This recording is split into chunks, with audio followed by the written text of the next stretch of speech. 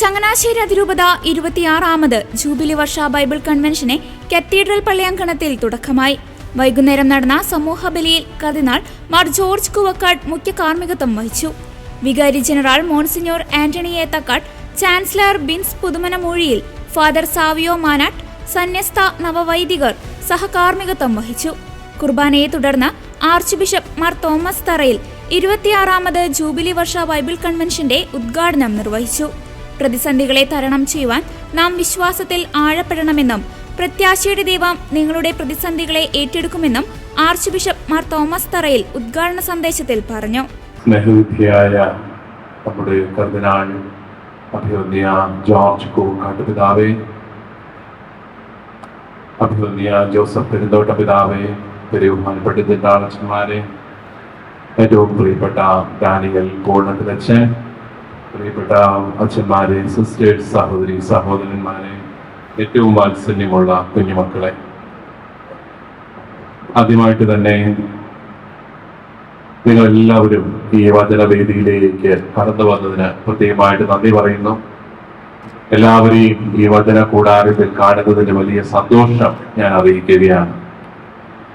നമ്മുടെ ബഹുമാനപ്പെട്ട ഡാനിയൽ അച്ഛൻ 4ാം തവണയാണ് ചങ്ങനാശ്ശേരി കൺവെൻഷന് വരുന്നത്. ഇത്രയും പ്രാവശ്യം അടുപ്പിച്ച് അച്ഛൻ ഏതെങ്കിലും കൺവെൻഷന് പോയിട്ടുണ്ടോ എന്ന് എനിക്ക് സംശയമുണ്ട്.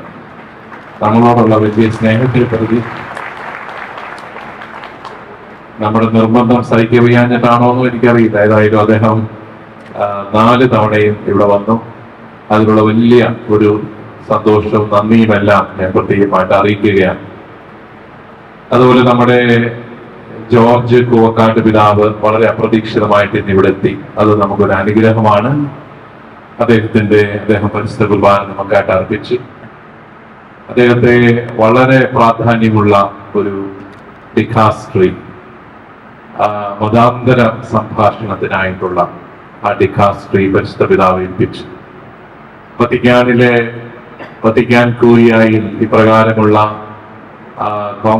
ഡിക്കാസ്ട്രികള് കൈകാര്യം ചെയ്യുന്നതിൽ ഏറ്റവും ചെറുപ്പക്കാരനാണ് നമ്മുടെ പ്രിയങ്കരനായ കുവക്കാട് പിതാവിന് ഒത്തിരി ദൈവാനുഗ്രഹങ്ങളും നന്മകളും എല്ലാം ഉണ്ടാകട്ടെ എന്ന് ഞാനും പ്രത്യേകമായിട്ട് പ്രാർത്ഥിക്കുന്നു. നമ്മളെല്ലാവരും ഈ കൺവെൻഷനിലേക്ക് പ്രവേശിക്കുകയാണ്. ഞാൻ ദീർഘമായ ഒരു പ്രസംഗത്തിന് മുതിരുന്നില്ല.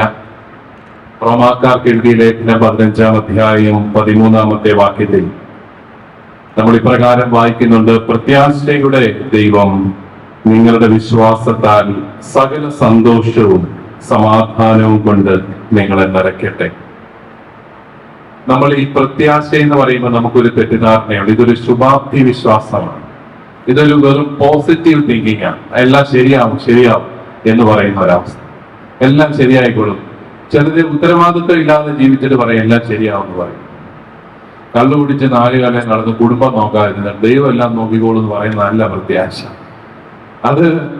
അത് ഉത്തരവാദിത്തരാഹിത്യമാണ്. ഒരുപക്ഷെ അത് സ്വന്തം ഉത്തരവാദിത്തങ്ങൾ നിറവേറ്റാതിരിക്കുന്ന ഒരവസ്ഥയാണ്. ശുഭാപ്തി വിശ്വാസമല്ല പ്രത്യാശ. പ്രത്യാശ എന്ന് പറയുന്നത് ഞാൻ ആഗ്രഹിക്കുന്നത് പോലെ കാര്യങ്ങൾ നടക്കാത്തപ്പോഴും ഞാൻ പ്രത്യാശയോടുകൂടി തന്നെ മുന്നോട്ട് പോകും. ഞാൻ നഷ്ടധൈര്യനാവില്ല. സ്ഥൈര്യത്തോടെ ഞാൻ മുന്നോട്ട് പോകുന്ന അവസ്ഥയാണ്. അതൊരു വലിയ കൃപയുടെ അനുഭവമാണ്. അതിനെ വിശദീകരിക്കാനുള്ള ഏറ്റവും നല്ല ഒരു ഉപമ കുരിശാണ്. കുരിശ് പ്രത്യാശയുടെ അടയാളമാകുന്നത് എങ്ങനെയാണ്? സഹനത്തിൽ കർത്താവ് തന്റെ സഹനങ്ങൾ ഏറ്റെടുത്ത് കുരിശിൽ മരിച്ച് നമ്മളുടെ പാപങ്ങൾക്കെല്ലാം പരിഹാരം ചെയ്ത് നമ്മളെ രക്ഷിച്ചു എന്നുള്ളതാണ് നമ്മുടെ പ്രത്യാശ. കുരിശിനെ ഒഴിവാക്കുന്നതല്ല പ്രത്യാശ. കുരിശിനെ സ്ഥൈര്യത്തോടെ നേരിടുന്നതാണ് പ്രത്യാശ. അതുകൊണ്ടാണ് ക്രിസ്ത്യാനിക്ക് നല്ല ധൈര്യം ഉണ്ടാകുന്നത് ജീവിക്കാൻ. കാരണം കുരിശ് കണ്ടാൽ ക്രിസ്ത്യാനി ഭയപ്പെടുകയില്ല. ക്രിസ്ത്യാനിയെ സംബന്ധിച്ചിടത്തോളം അവന് പിടിച്ചു നിൽക്കാനായിട്ട് അവന്റെ ദൈവം അവന്റെ കൂടെയുണ്ട്. ലോകാവസാനം വരെ ഞാൻ നിങ്ങളോട് കൂടെ ഉണ്ടായിരിക്കും എന്ന് പറഞ്ഞ കർത്താവാണ് നമുക്ക് ധൈര്യം നൽകുന്നത്. ഈ കഴിഞ്ഞ ദിവസങ്ങളിലേക്ക് പത്രവാർത്തകൾ വായിക്കുമ്പോൾ നമുക്ക് തോന്നുന്നു പ്രത്യാശ നഷ്ടപ്പെട്ടു പോവുകയാണോ നമ്മുടെ ജനത്തിന്? എന്തെങ്കിലും സംഭവിച്ചാൽ ഉടനെ പോയി ആത്മഹത്യ ചെയ്യുന്ന ചെറുപ്പക്കാര്, കുഞ്ഞുങ്ങളെ ഉൾപ്പെടെ കൊണ്ടുപോയി ആത്മഹത്യ ചെയ്യിക്കുന്ന മാതാപിതാക്കൾ, എന്തെങ്കിലും സംഭവിച്ചാൽ ഉടനെ വെട്ടും കൊലയും ഒക്കെയായി വലിയ കടുത്ത അക്രമ പ്രവർത്തനങ്ങളിലേക്ക് പോകുന്ന മനുഷ്യർ, ഒരു പ്രശ്നത്തെ നേരിടാൻ സാധിക്കാതെ അവരെല്ലാം വിഷമിക്കുകയാണ്. കോവിഡ് അനന്തര തലമുറയെ കുറിച്ച് പറയുന്നതും അതൊക്കെ തന്നെയാണ്. ജീവിതത്തിൽ പ്രശ്നങ്ങളും പ്രതിസന്ധികളും ഉണ്ടാകുമ്പോൾ പിടിച്ചു നിൽക്കാൻ അവർക്ക് സാധിക്കുന്നില്ല. പരിഹാരം ഒന്നേ ഉള്ളൂ, വിശ്വാസത്തിൽ ആഴപ്പെടുക, നമ്മുടെ കർത്താവാകുന്ന പ്രത്യാശ സ്വീകരിക്കുക, ദൈവത്തിന്റെ പക്കൽ എല്ലാത്തിനും ഒരു മറുപടി ഉണ്ടെന്ന് വിശ്വസിച്ച് അവൻ നമുക്കായിട്ട് കരുതുന്നതെല്ലാം സ്വീകരിക്കുക. അത് ചിലപ്പോൾ വേദനയാവാം, പട്ടിണിയാവാം, ദുരിതമാവാം, എന്താണെങ്കിലും അത് ദൈവത്തിന്റെ കരം എന്റെ കൂടെയുണ്ട് എന്നുള്ള വലിയ വിശ്വാസത്തോടെ അത് സ്വീകരിക്കുമ്പോൾ അതെനിക്ക് വലിയ അനുഗ്രഹമായിട്ട് മാറുകയാണ്. പ്രിയപ്പെട്ടവരെ, ഈ ധ്യാനം കഴിയുമ്പോൾ, ഈ കൺവെൻഷൻ കഴിയുമ്പോൾ നിങ്ങളെല്ലാം യഥാർത്ഥമായ പ്രത്യാശ കണ്ടെത്തിയവരാകട്ടെ എന്ന് ഞാൻ ആശംസിക്കുന്നു. പ്രശ്നങ്ങളും പ്രതിസന്ധികളും ഒക്കെ നിറഞ്ഞ നമ്മുടെ ജീവിതത്തിൽ സന്തോഷത്തോടെ ആത്മധൈര്യത്തോടെ ജീവിക്കാനുള്ള കൃപ നിങ്ങൾക്ക് എല്ലാവർക്കും ലഭിക്കട്ടെ എന്ന് ഞാൻ ആഗ്രഹിക്കുകയും പ്രാർത്ഥിക്കുകയും ചെയ്യുകയാണ്. നമ്മുടെ ജീവിതത്തിൽ എല്ലാ പ്രശ്നങ്ങളും മാറിപ്പോകണമെന്നല്ല, മറിച്ച് എല്ലാം നേരിടാനുള്ള കരുത്ത് ദൈവത്തിന്റെ കൃപയായി നമുക്ക് സ്വീകരിക്കാൻ ഇടയാകട്ടെ എന്ന് ആഗ്രഹിക്കുകയും പ്രാർത്ഥിക്കുകയും ചെയ്തുകൊണ്ട് വളരെ സന്തോഷപൂർവ്വം ചങ്ങനാശ്ശേരി അതിരൂപത ബൈബിൾ കൺവെൻഷൻ ഉദ്ഘാടനം ചെയ്തതായി അറിയിക്കുന്നു. നമ്മുടെ ഉപവിപ്രവർത്തനങ്ങളിലൂടെയാണ് നാം ദൈവത്തെ ദർശിക്കേണ്ടതെന്നും മറ്റുള്ളവരെ വിധിക്കുമ്പോൾ നാം നമ്മെ തന്നെയാണ് വിധിക്കുന്നതെന്നും ആക്രമണങ്ങളും കൊലപാതകങ്ങളും ആത്മഹത്യകളും നമ്മുടെ കൊച്ചു കേരളത്തിൽ വർദ്ധിച്ചു വരുന്നത് വേദനാജനകമാണെന്നും ഒരുമയിലും ഐക്യത്തിലും നാം നയിക്കപ്പെടണമെന്നും കർദിനാൾ മാർ ജോർജ് കുവക്കാട് തന്റെ സന്ദേശമധ്യേ പറഞ്ഞു. ഫ്രാൻസിസ് പാപ്പ ഈ ജൂബിലി വർഷം തുടങ്ങുന്ന അവസരത്തിലെ പിതാവ് പറഞ്ഞത് നമ്മളെ ഓരോരുത്തരും പ്രത്യാശയുടെ ഗായകരാകണമെന്നാണ്. പ്രത്യാശയുടെ സംഗീതം മുഴക്കുന്നവരായിട്ട് മാറണം. നമ്മുടെ കുടുംബങ്ങളിലും നമ്മൾ വ്യാപരിക്കുന്ന മേഖലയിലും നമ്മളായിരിക്കുന്നിടത്തുമൊക്കെ പ്രത്യാശയുടെ വാക്കുകൾ.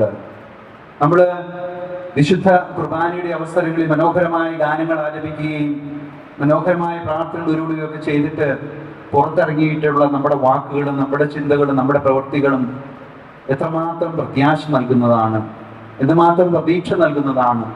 എൻ്റെ സഹോദരന്റെ മുമ്പിൽ വേദനയുമായി നിൽക്കുന്ന സഹോദരന്റെ മുമ്പിലുള്ള എൻ്റെ മനോഭാവം എന്താണ്? അത് പ്രത്യാശയുടെ സങ്കീർത്തനങ്ങൾ ആലപിക്കാനുള്ള ഒരു ദൃഢനിശ്ചയം നമ്മുടെ ജീവിതത്തിൽ നാം എടുക്കുന്നില്ല എങ്കിൽ ഈ ജൂബിലി വർഷവും മറ്റെല്ലാ വർഷങ്ങളും പോലെ ജീവിതത്തിൽ പ്രത്യേകമായിട്ടുള്ള മാറ്റങ്ങളൊന്നുമില്ലാതെ എല്ലാ വർഷവും പോലൊരു സാധാരണ വർഷമായിട്ട് കടന്നു പോകും. ഇത് ജൂബിലി വർഷമായി, കൃപയുടെ വർഷമായി, പ്രത്യാശയുടെ വർഷമായി മാറണമെങ്കിൽ അതിന് നാം ഓരോരുത്തരും നമ്മുടെ ഹൃദയങ്ങളെ മാറ്റുവാനായിട്ട് തയ്യാറാകണം. പ്രിയ സഹോദരങ്ങളെയും നമുക്ക് ചുറ്റുമുള്ള ഇരുളിനെ പഴിച്ചുകൊണ്ട് ജീവിക്കാതെ പ്രത്യാശയുടെ ദീപം തെളിക്കുവാൻ, പ്രത്യാശയുടെ ഒരു പുഞ്ചിരിയുടെ ആകാം, ഒരു നല്ല വാക്കുകൊണ്ടാകാം, ഒന്നടുത്തിരുന്നു കൊണ്ടാകാം, നമ്മളാലാവുന്ന സഹായങ്ങൾ ചെയ്തുകൊണ്ടാകാം, സാമ്പത്തികമായിട്ട് സഹായിച്ചുകൊണ്ടോ നമ്മുടെ സമയം നൽകിക്കൊണ്ടോ ഒക്കെ മറ്റുള്ളവർക്ക് പ്രതീക്ഷ നൽകുവാനായിട്ട് ഈ ധ്യാന ദിവസങ്ങളിൽ പുതിയ തീരുമാനങ്ങൾ എടുക്കുമ്പോൾ നമ്മുടെ പ്രിയപ്പെട്ട ധ്യാന ഗുരുവിൻ്റെയും നമ്മുടെ അഭിമന്യ പിതാക്കന്മാരുടെയും, നമ്മുടെ അഭിമന്യ തൊട്ട പിതാവ് നമ്മളോടൊപ്പം ഈ ധ്യാന ദിവസങ്ങളിൽ പങ്കുചേരുന്നുണ്ട്. പിതാക്കന്മാരുടെയും നമ്മുടെ എല്ലാവരുടെയും പ്രാർത്ഥനകൾ അതിൻ്റെ ഏറ്റവും അർത്ഥവത്തായ രീതിയിൽ ഫലം പുറപ്പെടുവിക്കും എന്ന് നമുക്ക് ഓർമ്മിക്കാം. നിങ്ങളുടെ എല്ലാവരുടെയും പ്രാർത്ഥനയും അനുഗ്രഹവും പ്രത്യേകമായിട്ട് യാചിക്കുകയും നിങ്ങളുടെ എല്ലാവരുടെയും ജീവിതത്തിൽ പ്രത്യാശയുടെ, നന്മയുടെ, സ്നേഹത്തിൻ്റെ, ദൈവാനുഗ്രഹത്തിൻ്റെ വലിയ ഒരു അനുഭവം ഈ ധ്യാന ദിവസങ്ങളുണ്ടാകട്ടെ എന്ന് ഞാൻ ആത്മാർത്ഥമായിട്ട് പ്രാർത്ഥിക്കുന്നു. മാർ ജോസഫ് പെരുന്തോട്ടം, മുഖ്യ വികാരി general monsignor Antony Ethakkad, വികാരി ജനറൽമാരായ monsignor Mathew Changankari, monsignor John Thekkekara, monsignor Scaria Kanyakonil, cathedral വികാരി father Joseph Vaniyapurackal, Bible apostolic director father George Manthuruthy, sister Mercy ASMI, pastoral council secretary professor Rekha Mathews തുടങ്ങിയവർ പ്രസംഗിച്ചു. തുടർന്ന് അനുഗ്രഹീത വചന പ്രഘോഷകൻ ഫാദർ ഡാനിയൽ പൂവണ്ണത്തിൽ കൺവെൻഷന് നേതൃത്വം നൽകി.